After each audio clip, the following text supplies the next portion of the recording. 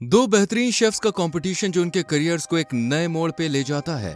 और आज हम एक्सप्लेन करने वाले हैं कुक अप अ स्टॉर्म। दोस्तों, कहानी की शुरुआत में हमें गाओ नाम का एक शेफ दिखाया जाता है जो कि अपने रेस्टोरेंट में बड़ा ही टेस्टी खाना बनाता था। साथ ही वो साफ सफाई का भी खास ध्यान रखता था। गाओ को अपना प्रोफेशन काफी पसंद था और वो इससे खुश भी था, लेकिन कभी कभी वो अपने बचपन की सोचकर दुखी हो जाता था क्योंकि बचपन में गाओ को नूडल्स बनाने नहीं आते थे और जो गाओ के फादर थे वो भी रेस्टोरेंट चलाते थे और उन्होंने गाओ की नाकाबिलियत देखकर उसे एक स्ट्रीट शेफ के पास छोड़ दिया था ताकि वो कुछ सीखे और एक अच्छा शेफ बन सके। बचपन में गाओ अपने पिता के साथ नहीं रहा था, इसलिए वो अपने पिता से काफी नाराज था। वही गाओ के जो पिता थे वो अब एक जाने माने शेफ बन चुके थे और इनके पास पैसों की भी कोई कमी नहीं थी। वहीं सबको यही पता था कि इनका कोई बेटा नहीं है क्योंकि गाओ के पिता ने कभी भी अपने बेटे के बारे में किसी को नहीं बताया था। गाओ को अपना बेटा ना मानने की वजह से गाओ भी काफी उदास रहता था और फिर सीन शिफ्ट होता है एक और माहिर शेफ पर जिसका नाम था पॉल। पॉल काफी हैंडसम और खाना बनाने में काफी एक्सपर्ट था। पॉल रॉयल फैमिलीज के लिए खाना बनाता था, लेकिन पॉल इन सबसे ज्यादा खुश नहीं था क्योंकि वो चाहता था कि वो चाइना जाए और अपने फादर के लिए एक रेस्टोरेंट खोले। और अपने इसी सपने को पूरा करने के लिए पॉल फ्रांस के एक बड़े प्रोजेक्ट को भी करने से साफ इनकार कर देता है और चाइना चला जाता है। यहाँ पॉल एक फिश सेलर के पास जाता है और उससे एक बहुत बड़ी फिश मांगता है। इस पर सेलर कहता है कि मेरे पास बड़ी फिश नहीं है, वो खत्म हो चुकी है। इस दौरान गाओ भी इस सेलर के पास आकर बड़ी फिश मांगता है, जिस पर ये सेलर बड़ी ही फुर्ती में उसे बड़ी फिश निकाल कर दे देता है। ये देखकर पॉल काफी गुस्सा होता है कि आखिर इस सेलर ने मुझे ये फिश क्यों नहीं दी, और पॉल गुस्से से गाओ की तरफ घूरने लगता है। इन दोनों का गर्म टेम्परेचर देखकर ये फिश सेलर इस फिश के दो हिस्से कर देता है, लेकिन अब भी ये दोनों गुस्से में एक दूसरे को घूरते हैं और फिर यहाँ से कहानी घूमती है पॉल के रेस्टोरेंट पर जिसकी आज ओपनिंग थी। इस रेस्टोरेंट के डिशेस बहुत ही ज्यादा महंगी थी। पॉल का ये रेस्टोरेंट ठीक गांव के रेस्टोरेंट के सामने ही था, इसलिए गांव के सभी दोस्तों को टेंशन होने लगती है कि कहीं उनके कस्टमर पॉल के रेस्टोरेंट में ना चले जाएं। और ऐसा होता भी है। पॉल और रेस्टोरेंट दोनों ही बहुत खूबसूरत थे, इसलिए ज्यादातर कस्टमर्स इसके रेस्टोरेंट में जा रहे थे और फिर देखते ही देखते गांव के कस्टमर भी पॉल के रेस्टोरेंट में जाना शुरू कर देते हैं। ये देखते हुए गांव के दोस्त प्लान बनाते हैं और डिस्काउंट के बहाने लोगों को अपनी तरफ बुलाते हैं। डिस्काउंट का नाम सुनकर सभी कस्टमर्स गांव के रेस्टोरेंट में आने लगते हैं। इसी बीच पॉल और गांव दोनों के दोस्तों में आपस में लड़ाई शुरू हो जाती है। बात हाथापाई तक पहुंच जाती है और इसी बीच गांव और पॉल भी यहाँ आ जाते हैं और यहाँ खड़े लोग फैसला करते हैं कि उन दोनों के बीच मुकाबला होगा कि दोनों में से कौन बेहतर शेफ है। हालांकि ये दोनों इस चैलेंज को करना नहीं चाहते थे, लेकिन फिर भी ये लोग तैयार हो जाते हैं और इनके सामने टेबल पर एक बड़ी सी मछली लाकर रख दी जाती है और इसकी शुरुआत होती है पॉल से, जो कि मछली को बड़े ही माहिर तरीके से काटकर उसका एक कांटा बहुत ही प्रोफेशनल तरीके से निकालता है। पॉल का ये तरीका देखकर सभी लोग बहुत खुश होते हैं। वहीं जब गांव की बारी आती है तो ये भी बड़े ही प्रोफेशनल तरीके से मछली का पीस काट देता है और उस पर एक भी मीट का टुकड़ा नहीं दिखता। दोनों के हुनर को देखकर इन्हें बराबर के पॉइंट्स मिलते हैं। यहाँ कुकिंग कंपटीशन का चेयरमैन इन दोनों को इंटरनेशनल कुकिंग कंपटीशन में हिस्सा लेने के लिए कहता है क्योंकि दोनों का ही स्टाइल बड़ा गजब था। ये दोनों भी अपनी काबिलियत साबित करने के लिए इस कंपटीशन के लिए तैयार हो जाते हैं। जब इन दोनों का इंटरव्यू होता है तो पॉल बताता है कि उसने फ्रांस में भी कुकिंग की थी। वहाँ पर कुकिंग करने का तरीका बहुत ही एडवांस है, लेकिन चाइना के शेफ अभी वही पुराना तरीका इस्तेमाल करते हैं। ये बात वैसे गांव के लिए ही कही थी। इस इंटरव्यू को गांव भी देख रहा था, जिसे ये सब सुनकर बहुत गुस्सा आता है।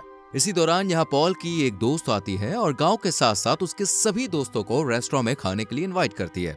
ये लोग भी इसके रेस्टोरेंट में चले जाते हैं ताकि देख सके कि पॉल कैसा खाना बनाता है। यहाँ पॉल ने जो खाना इनके सामने रखा था वो बहुत ही सिंपल था, लेकिन टेस्ट में एक नंबर था।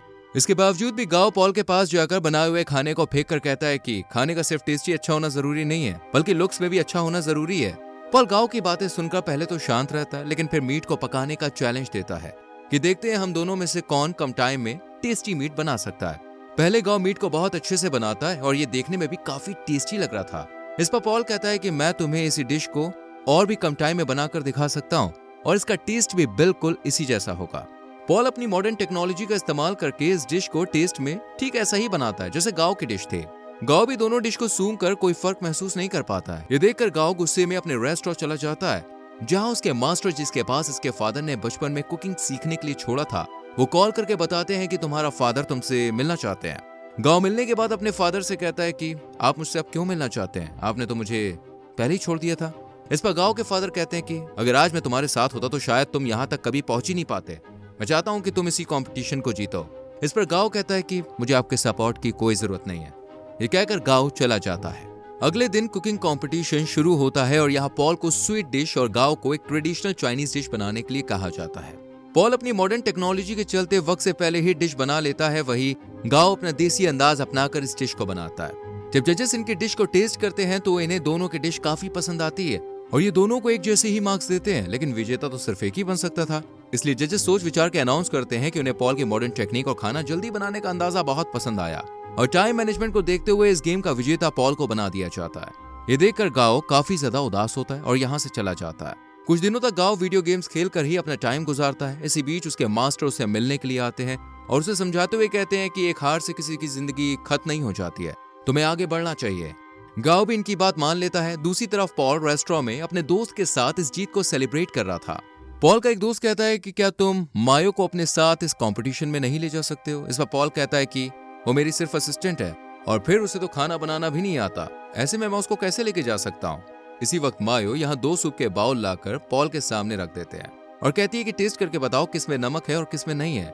ये सुनकर पॉल घबरा जाता है और उसे पता चलता है कि उसके टेस्ट बड्स काम नहीं कर रहे हैं, जो कि पॉल ने इस राज को सबसे छुपा कर रखा था। इसी बात को लेकर मायो पॉल को धमकाते हुए कहती है, अगर ये बात मैंने सबको बता दी तो तुम्हारा करियर बर्बाद हो जाएगा।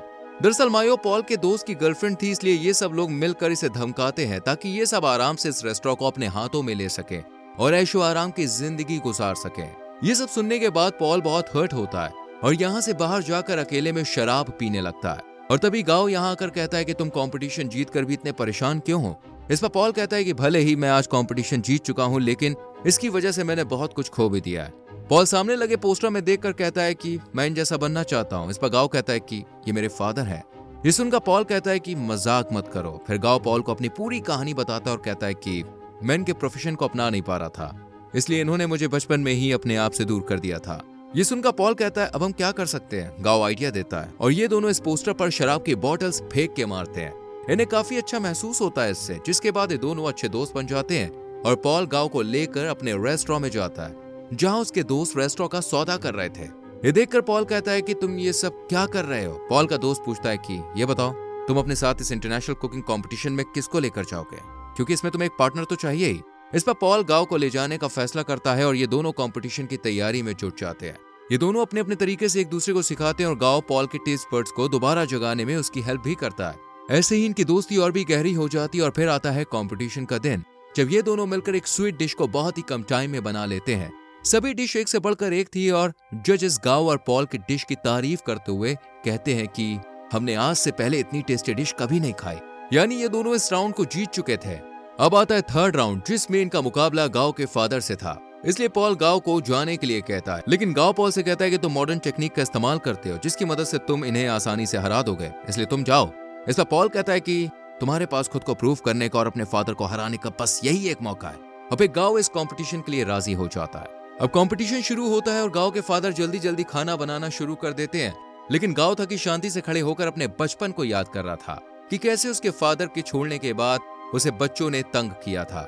गाओ को देखकर इसके फादर इसके मुंह पर पानी मारते हैं और फिर गाओ भी डिश बनाना शुरू कर देता है। गाओ के फादर ने आग के बीच में से एक फूल निकालकर इस डिश का लुक बढ़ा दिया था। इसे टेस्ट करने के बाद जजेस भी काफी खुश होते हैं। अब गाओ की टर्न होती है। गाओ यहाँ पर एक बाउल में नूडल्स लेकर अपने फादर के पास जाता है। पहले तो इसके फादर बहुत गुस्सा होते हैं, लेकिन बाद में जब ये इसे टेस्ट करते हैं तो इन्हें इसका टेस्ट बहुत अच्छा लगता है। ये वही नूडल्स है जो गाओ बचपन में नहीं बना पाता था, जिस वजह से उसके फादर ने उसे छोड़ दिया था। लेकिन अब गाओ के हाथों के बड़े नूडल्स बहुत टेस्टी थे, जिन्हें खाते वक्त उन्हें अपनी गलती का एहसास होता है और वो नूडल्स खाने लगते हैं। और लास्ट में इस गेम का विजेता भी गाओ को ही डिक्लेयर किया जाता है और यहीं पर कहानी खत्म हो जाती है। दोस्तों, आपको ये वीडियो कैसी लगी कमेंट में जरूर बताएं। वीडियो को लाइक और शेयर करें, चैनल को सब्सक्राइब करें। अगर आपको मूवी का लिंक चाहिए तो आप हमारे टेलीग्राम चैनल को ज्वाइन कर लीजिए, जिसका लिंक आपको डिस्क्रिप्शन में मिल जाएगा। Thank you so much for watching.